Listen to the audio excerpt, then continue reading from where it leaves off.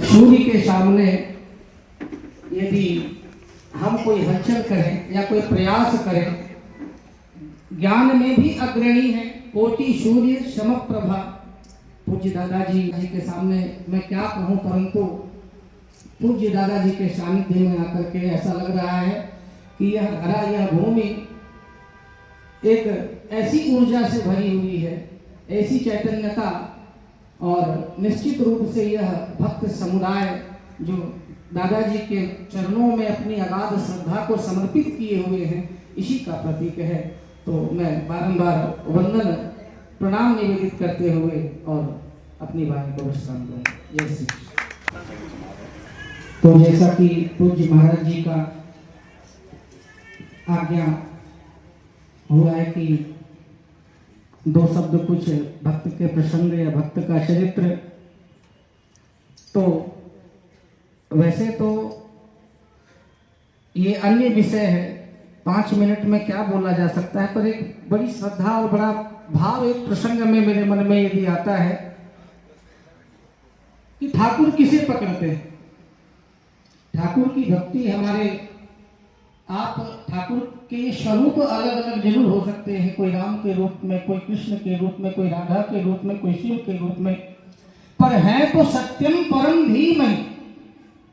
जैसे आटे की कोई पूरी बना ले, कोई पराठा बना ले, किसी को रोटी पसंद हो, पर तत्व की दृष्टि से सब में एक है। पर राम जी और हमारे ठाकुर जी किसे पकड़ते हैं, बड़ा सुंदर भाव है कि जटायु जी महाराज, जटायु जी महाराज का प्रसंग है और बड़ा ही सुंदर भाव पूज्य संतों के मुखारबिंद से ही हमने श्रवण किया है। जटायु जी महाराज के पंख कटे हुए और इस अवस्था में वो हैं। पहले तो रावण के साथ भयानक युद्ध किया, अपनी जितनी क्षमता थी, जितनी शक्ति थी, उन्होंने पूरे बल का प्रयोग करके, एक बार तो रावण भी मूर्छित होकर के गिर गया जब अपने पंजों से, पखों से जब उन्होंने प्रहार करना आरंभ किया, मूर्छा, एक क्षण के लिए रावण भी मूर्छित हो गया, पर रावण ने बाद में अपना अस्त्र निकाल करके और जटायु जी महाराज के पंख काट दिए। कई लोगों के मन में यह विचार आता है कि हम आगे बैठेंगे, दादाजी के जितने नजदीक से बैठेंगे उतनी दृष्टि दादाजी की रहेगी या ठाकुर जी की उतनी दृष्टि रहेगी, पर पीछे वाले बहुत जल्दी दिखते हैं। पीछे वाले पे जो महापुरुष होते हैं, संत होते हैं या ठाकुर होते हैं, वो सामने वाले को बाद में देखते हैं, जो सबसे पीछे खड़े हो बिल्कुल गेट के सामने, उस पर दृष्टि पहले जाती है। जो वंचित है, जो समाज जिसे इग्नोर कर रहा है, समाज जिसे देख नहीं रहा, समाज जिसका उपेक्षित है, ऐसे लोगों को ठाकुर और सदगुरु सबसे पहले निहारते हैं।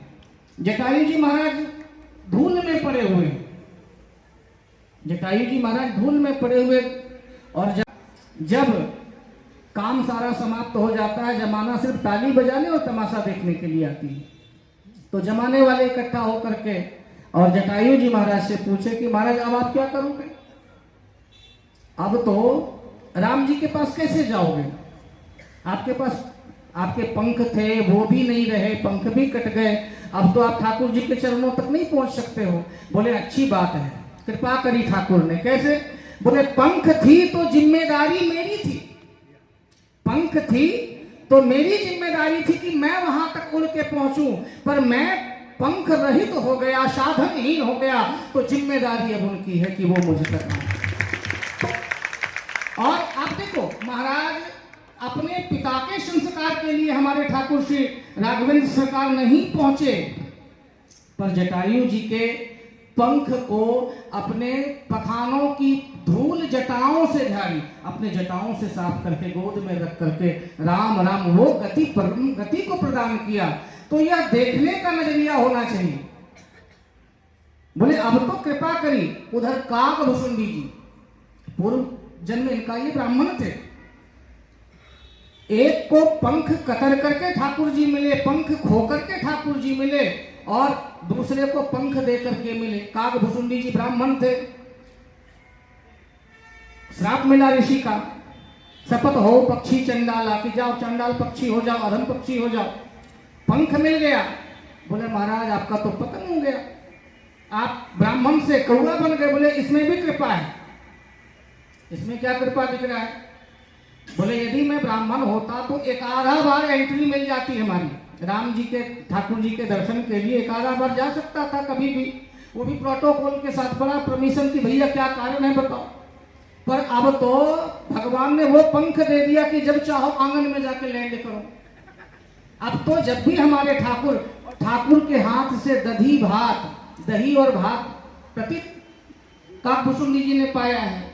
तो कहने का अभिप्राय यही है कि संत और सदगुरु की दृष्टि ऐसी होती है, हमारे ठाकुर की दृष्टि ऐसी होती है कि बस इंजन बनकर, इंजन के पीछे जुड़ जाओगे ना आप, जिस डब्बे का कनेक्शन इंजन के साथ में है तो वो आखिरी डब्बा भी बन करके जुड़ोगे तो अपने गंतव्य तक पहुंच जाओगे। यह धारणा होनी चाहिए। और इंजन से यदि कनेक्टिविटी नहीं, हमारा संपर्क यदि इंजन से नहीं है, आप राष्ट्रपति बने बैठे रहो, आगे बैठो भैया, हम तो आगे बैठे, दादाजी हमें बहुत, या हम ठाकुर जी के बहुत नजदीक हैं, वहीं बैठे रह जाओगे। कोई बच्चा पूरा जीवन नर्सरी में रह जाता है, पर हमारे ठाकुर जिसके ऊपर कृपा करते हैं। इसी प्रकार अहिल्या माता का उद्धार किया, सारे निकल करके चले गए, पर राम जी ने रोक गए और पूछा कौन है? तो जिसके ऊपर, जिसे कोई नहीं देखता उसे हमारे ठाकुर देखते हैं। और गुरु परंपरा के साथ सदगुरु की सन्निधि में यदि हमें यह सौभाग्य मिल रहा है तो अपना सौभाग्य तो आप इतना ही समझना कि चलो परे रहो दरबार में, धक्का धनी को खाए, एक दिन ऐसा आवेगो कि हम स्वयं धनी बन जाए। तो चुनना सदगुरु की शरणागति ही कलयुग में मंगलकारी है, हमारे जीवन को उद्धार करने वाली है। बोल सदगुरुदेव भगवान की। महाराज जी ने कितना अच्छा प्रसंग सुनाया। जब जीव जंतुओं पर भी इतनी कृपा करके, और हम सबके लिए उदाहरण महाराज जी ने जिस तरह बताया, तो उसी तरह से भक्त होना चाहिए, विभक्त नहीं हो।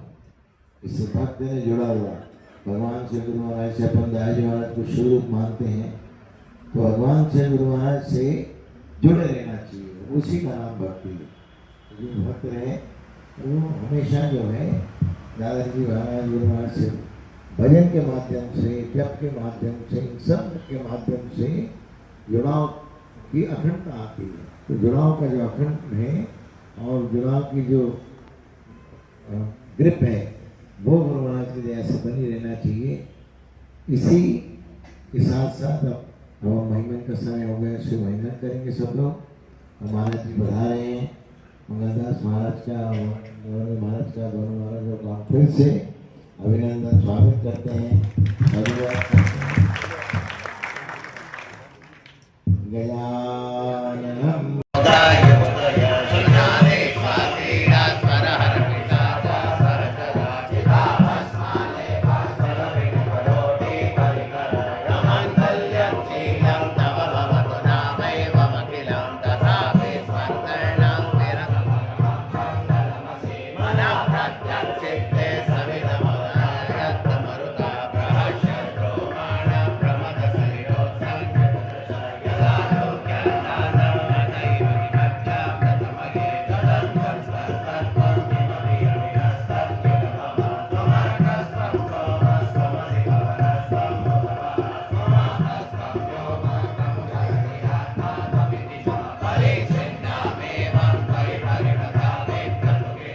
Amen.